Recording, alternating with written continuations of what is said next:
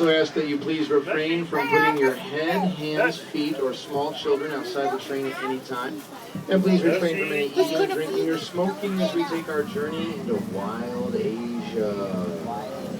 We're heading off into China, India, Cambodia, Nepal, Sri Lanka, Taiwan, Mongolia, Malaysia, Indonesia, all without ever leaving beautiful Bronx. We begin by crossing the Bronx River, approximately 23 miles in length. It's the only freshwater river in New York City and is a key habitat for ducks, turtles, fish, and migrating fowl. Once we cross over into Asia, we aren't looking at anything right now. In fact, today's tour is going to be about grass and trees. All the animals have clocked out for the evening and gone home. It is Labor Day weekend. I think they're at the big barbecue. I'm kidding. No.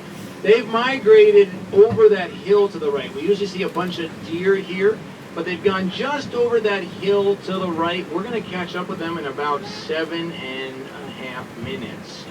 One of the deer we're going to be looking for is called the Barasinga deer. They are from central India, and the word Barasinga means 12 points because the male's antlers can have up to 14 points. If you look all the way to your right as we come down the hill, you'll see a couple of shacks. These shacks are an object lesson about those Barasinga deer. In 1970, there were estimated to be only 66 of the Barasinga deer remaining in central India. But this population was saved by the cooperation of the local Indian community. Like the shacks you see here, there were many small farms using space in and around India's Kanha National Park. These people were coming into contact with the deer and the tigers that were also living there.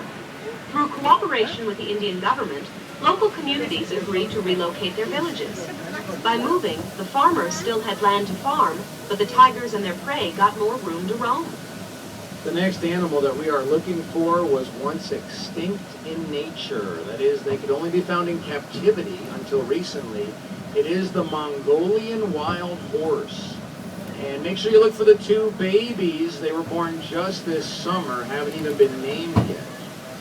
The Mongolian wild horse has recently been reintroduced into parts of the wild through the efforts of zoos in North America and in China.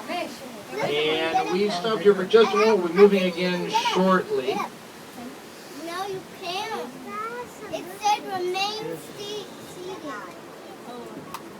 That means stay seated on all time.